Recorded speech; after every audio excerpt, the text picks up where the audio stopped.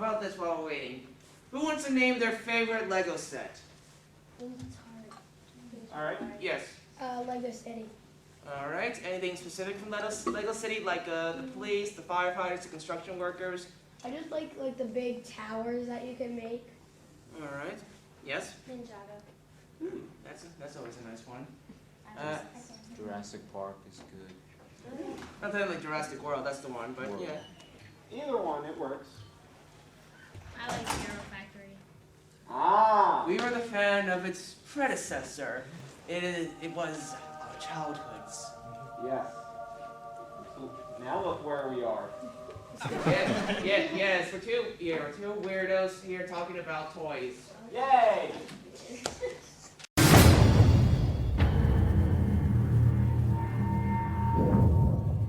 Alright, so we better get started. Yep. Good afternoon, ladies and gentlemen. My name is Lucas. You may call me Lucarian or Shade. And I am Meka, or as a lot of people like to call me Meka, but you know. Anyway, today we would like to welcome you to our little realm, little corner of the geek world. But we would like to talk about what we believe is how we know what we're here to talk about. We're here to talk about Lego. Why am I even building it up? Now, why do we think it's the greatest toy ever made, as the title would imply? Well, to explain, first we'll go back into history, all the way back to 1916. So we're gonna take the No. Slideshow, no TARDIS. Okay. This here is old Kurt Christensen. In 1916, in Violin, Denmark, he owned a little carpentry shop. No? Yep. However, 1929 brought around a lovely time that we would like to call the Great Depression. You know that I'm sensing a bit of sarcasm from you, Lucas. You think? Yes. So it was a beautiful time. Yes, for those who don't know, from 1929 to about 1939, during the Great Depression, many people were unemployed, many banks broke down, and it was generally not a nice time to live in. If you ask great-grandparents, they might know, I'm not sure. Maybe even your So parents. the Depression affected old Kirk as well. He had to lay off a lot of his workers, not to mention his wife actually passed away in 1932. So what does a man like old Kirk do? Well, he found another way, and how did he find? By making wooden toys. Now, these aren't Legos, not technically. They came from the company called Lego, but these aren't the Legos. But it's a start. But it certainly did help him, and old Kirk was able to make his company grow and even hire back the workers that he had to lay off. Now, we're going to skip ahead to 1947, after the Depression and after the Second World War. This year, old Kirk bought a plastic injection molding machine from Britain. With this machine, now they can make toys out of plastic, and by 1951, nearly all of Lego's toys were plastic. Now, let's see. One plastic toy they produced may seem a little familiar. Yes, my dear viewers, this is a precursor to the Lego brick. Gaze upon it in all of its glory.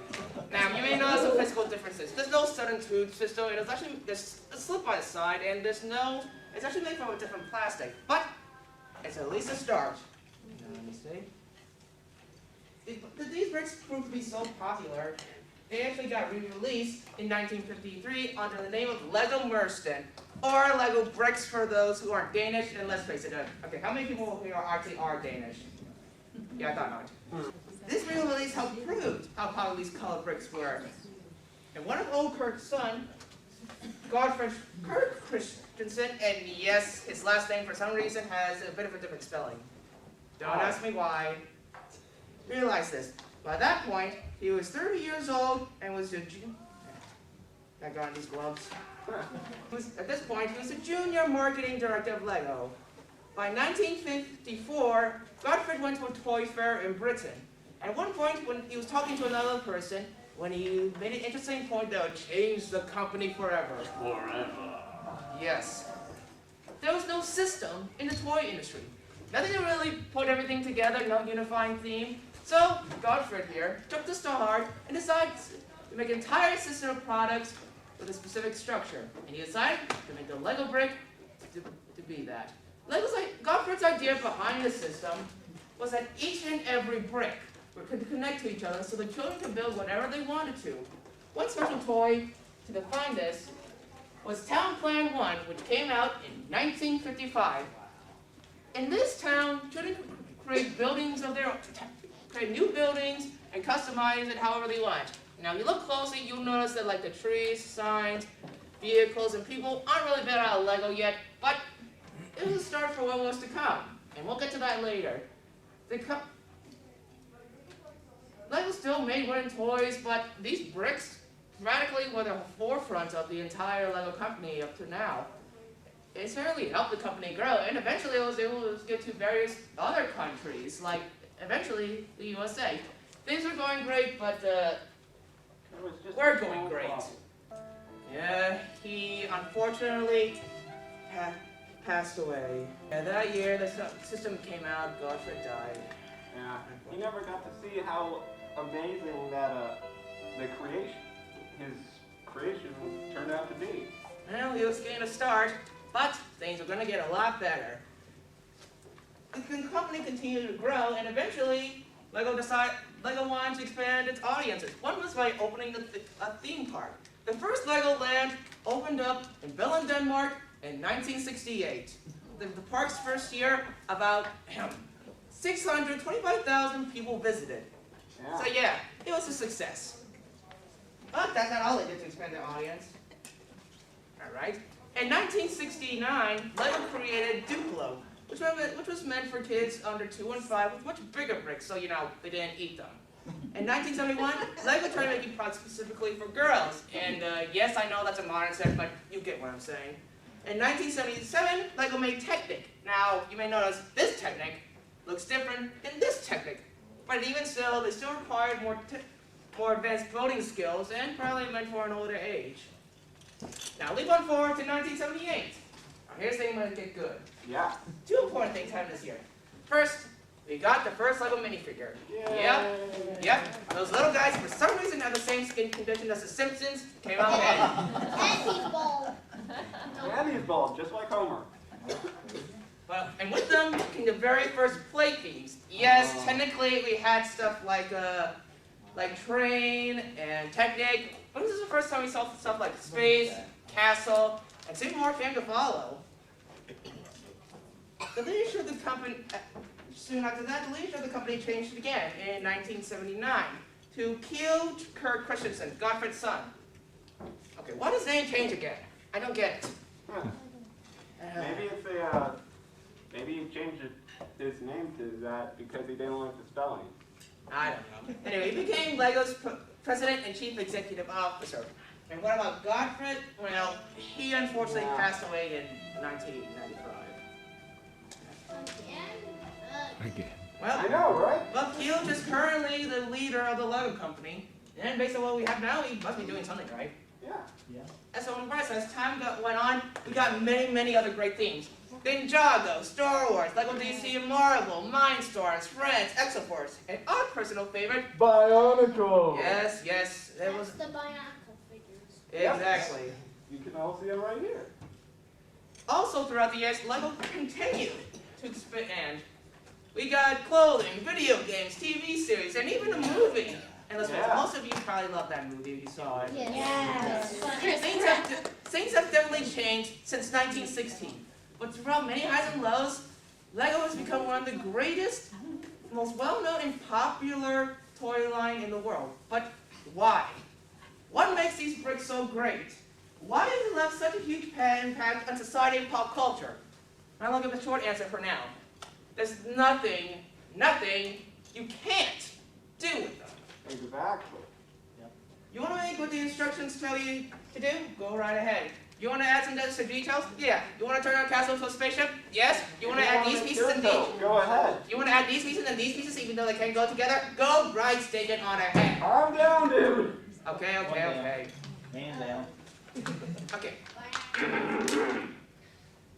Your imagination is your greatest ally here, so you better use it. This is an idea that can be practically, this is universal. So I've heard that that you could take a child from, let's say, America and a child from another country, like say France, India, Japan, put them some Lego, give them some Lego bricks, and they can automatically connect to each other. It's that universal and well known. Yeah, man. Anyone can get along with just Lego bricks. Now, Meka here is going to explain some of the various aspects of the Lego community. Alright, so... Oof, I need to... Okay. The community of Lego is made up of 5 different categories. Number 1, the market. Magus stands short for my own creation. You can also use OC. Basically what Magus do is they just create their whatever's up in their head, you know? For example, these guys up in front. These are our mocks. Mine's over here, his are there. And then, you know, we got the reviewers, just like I said earlier. They basically, you know, review new sets, all that good stuff, you know? Basically, what they do is, you know, review. That way you can know if you want to buy it or not. So, what else do we have? We got the Lego animators. You know, there are 2 types of animators in the Lego universe. And let's start with Lego animators. Basically what they do is, excuse me here, they take figurines, the minifigures, just like this, and just animate them using stop motion animation. It takes a lot. Yeah, it takes a lot of time and effort. The Lego movie was actually stylized to make it look like stop motion, even if it wasn't. Right. Alright? Alright, over here. These are biotubers. Biotubers are what we are. Basically, they're the same thing as Lego animators, just with more of the action figure style Lego. Yeah, you know? And then finally, We have, oh, informers. What the informers do, they tell you about the official universe. You know, they break down, you know, all the, what should you call it? The stories. basically a history of Lego, what goes into it. Basically what we're doing today. Exactly.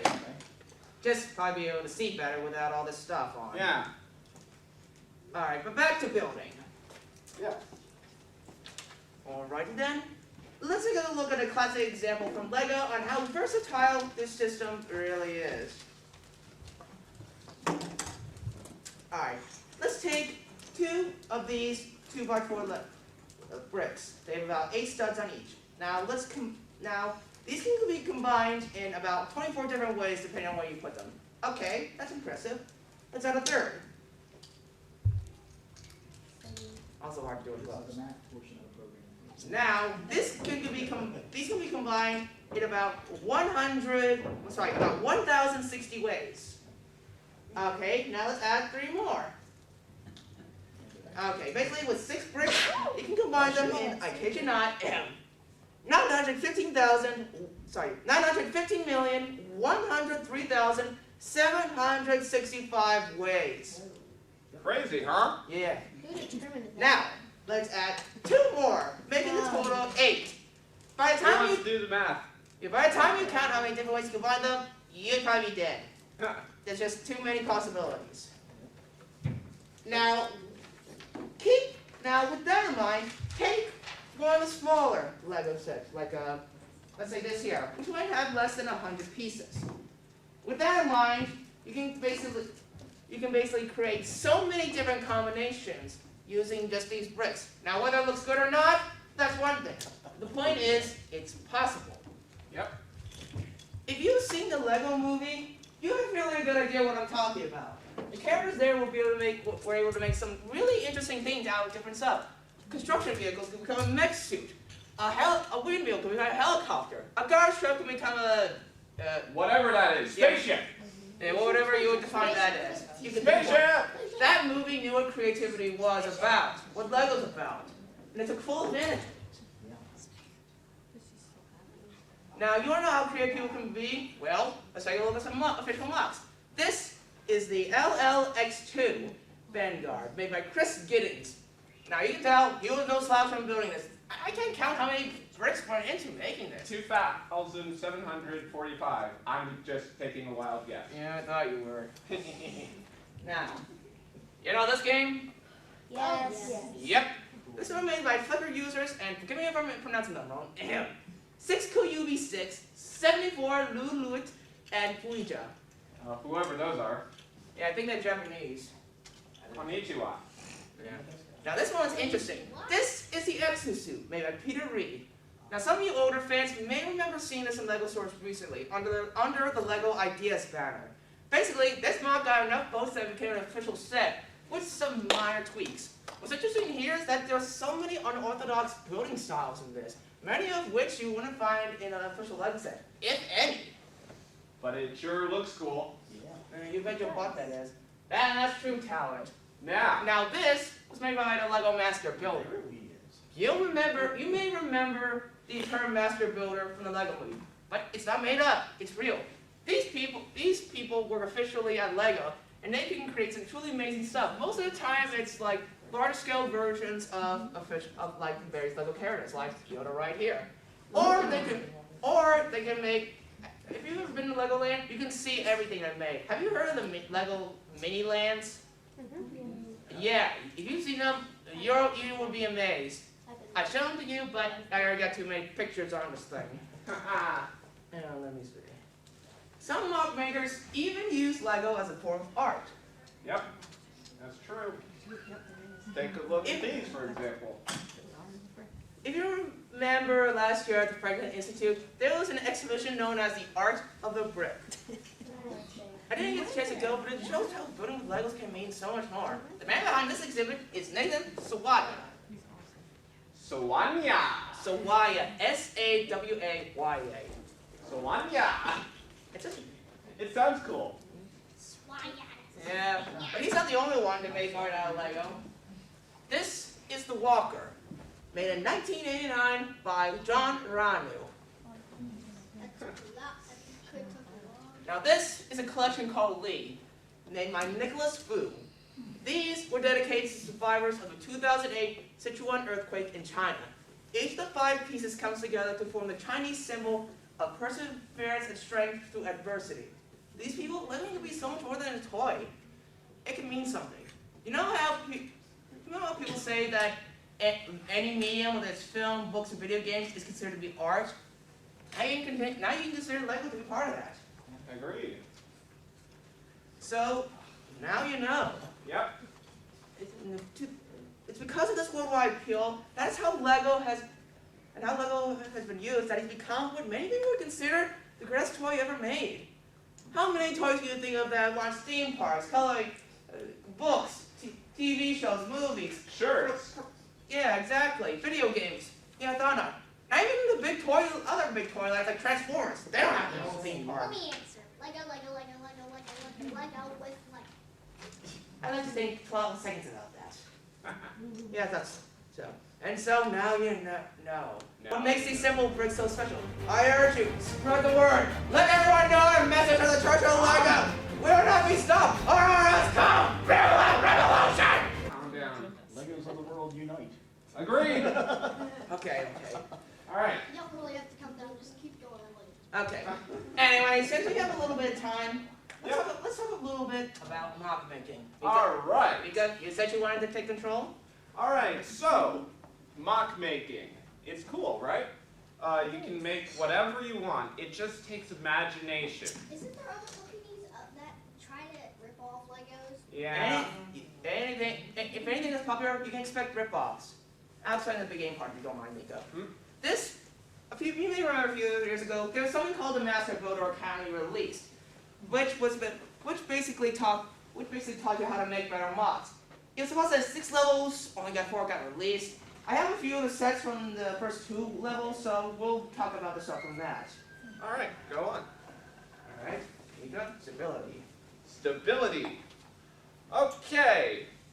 In order to make a really good mock, it has to be stable. It has to have balance. All right, so I'm going to give you an example. And while those fall over. It's perfect. There you go. All right.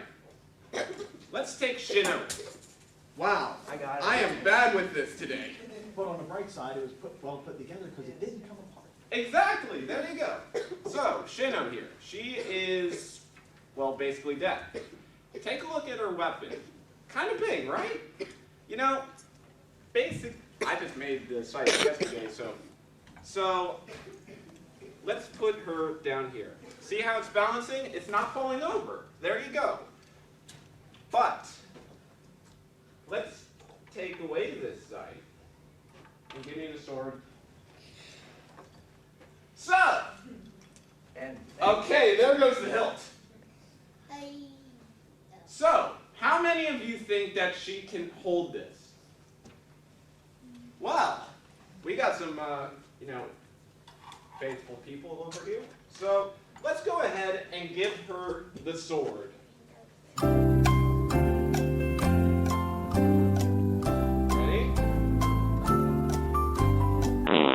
It all depends on balance. Absolutely.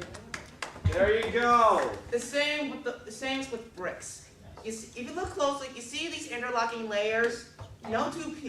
There are many different pieces. So you have this big piece down here, all these little smaller pieces on top, and this. They all cross-cut against each other. So let's break some of these down. Yeah, And you broke them. Yeah, exactly. There you That go. just shows how professional we are at this. Yeah. Okay, let's take off some of the pieces. These pieces are bare. Let's put them on top of this. Let's try wiggling them. Oh, came off. And we'll put what do you do? Layer and interlock. Exactly. So, add this piece, kids try this at home, please. Absolutely. Yes, agreed. and there we go. Very good. Now, we want to talk about color. Okay, color. Oh, wow. Yeah, All right, so what is the number one thing you want in a bionicle or anything? Color. You all want it to match. There have been so many bionicle sets that we have seen in the past, which, haven't been all that great in color schemes. Now, if you don't mind me showing something, Meka, Go for it. you also want to make sure the costume fits. Let's take a look at this thing. Yeah. What do you get from this color scheme? All over the place. No, There you what kind of feeling do you get from it? Death. Although there is certain colors. Now, Maybe wasp-like. I don't know. now let's look at the same thing with a different color scheme. What do you get from this color scheme? Happiness. Happiness. Exactly. Let's face it. Let's say you want to make a stunning, heroic female character. Would you want to? So beautiful, yet would you want to dress her up in brown and gray, or if you want to make a totally evil monster? Would you make it pink and baby blue? Or purple. Yeah, purple can be evil. Unless, for erotic purposes, no, you don't. Now, if you look online, there are various different ways to do the colors, like adjacent colors, like orange or red. Or you can do opposite colors, like blue and orange. Or you can make them monochromatic, like this guy. He has different shades of green. Yeah. Fun fact, Lego designers actually make the sets monochromatic before filling in different color schemes. And take this guy, for example. He's monochrome. But he still works, because he's got the same color scheme as well as matching colors, Same goes for this guy. He follows the same color scheme. Now, one last thing, don't. And I repeat, don't use too many colors. Trust me, we probably learned this. Yeah, unless you're going for a rainbow color character. Or if you're trying to make something chaotic, don't. Yeah. Stick with a few basic colors, do some research on what color schemes work, and you should be fine. Yep. Alright, now there's one final model making tip we want to take. Yep. It's the most important. Don't think specific pieces work a specific way. Let's take a look at this Master Wu Dragon, which came out recently. let's look at the head area. First, let's look at his lovely mustache. Looks fabulous, right? And it looks like Unikitty's tail in a way. Ah, You got you got that right. Congratulations, you won a lifetime supply of Caramelldansen. Oh, All right. yeah, it is. All right, so you got that one. Now,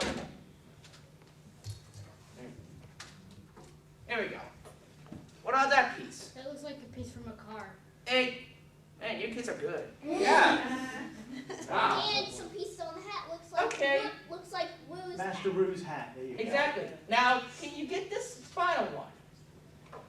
What do you think that is? Croissant. There you go. You're on the ball today. How did you?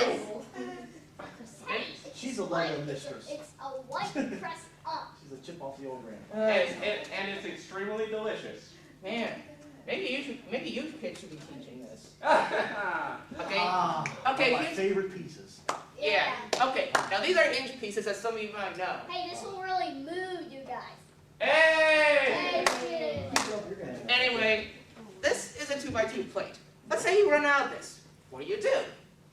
How about you fold this like this? Yeah. You basically make that piece, just a little nub on the end. Yeah. The same can be said for this 1x4 plates. Right. Basically the same thing, but you do it this way, and then you got this. Simple as that. Except for then you would have to change the color of it to get. Well, if you have the same color, then it doesn't matter. But it's basically that but the point is that it's possible. Yep. Now, there are many other things we could talk about, but we're running out of time. These are basically just all the references we use. Most of them for pictures, but there is one thing. There are two things I would recommend you guys look into. First is this YouTube video called The Lego Story. It's basically a 20-minute animated film basically talking about the history of Lego. Some of it we've discussed, but it goes into more detail. Yep. Another thing is the Lego book. Now, this has got the updated version. There's a newer version, but if you're willing to spend like $40 or try to find it at the library, I'd say it was to read. It basically also goes into the history, but also like practically every single, most of the Lego themes ever released. It gives a lot of great detail. All right. So, Any questions? any questions at all? Yes? It's not really a question, but I have the more updated version of the Lego book. There you go. Same here. All right. There's one point I wanted to show. Okay. When making your own creations, be as creative as you want. Here, let me show this around. Just look at the head. It's a foot Yep. helmet. You can use Football anything. You know what it is? Football helmet. Football helmet. You're correct, but you're also wrong at the same time. This isn't just any helmet. It's an NFL car antenna ornament. Artifact. Be creative. If you can you can almost work with anything that, fits. Yep. You could probably also, and dare I say, you could probably attach even the knockoff Legos with the Legos. See how they work. And also, don't be afraid to customize. Take a look at this character. I just sanded the parts down, used a Sharpie and put some silver on it. Right. As well as this part. Nail polish works too. Or There you go. or spray paint. This guy's mask was originally red. I spray painted it black. And take a look at this weapon. There you go. Anything can work as long as it's compatible. Right. You can basically take inspiration from anything, real life or imaginary. You don't. Like Unikitty. You can try copying something, but also if you want to expand beyond that, try to make something that really stands out to you. And another thing, don't be afraid to edit your designs, I just used hot glue and other pieces. You can be creative. That's the whole purpose of Lego. Let's be honest here. That is the true reason why it's the greatest toy ever made. End of story. No. All right, sorry guys, it's past 4 o'clock, so I guess we're done. Thanks for joining us today. Yeah, thanks for joining us.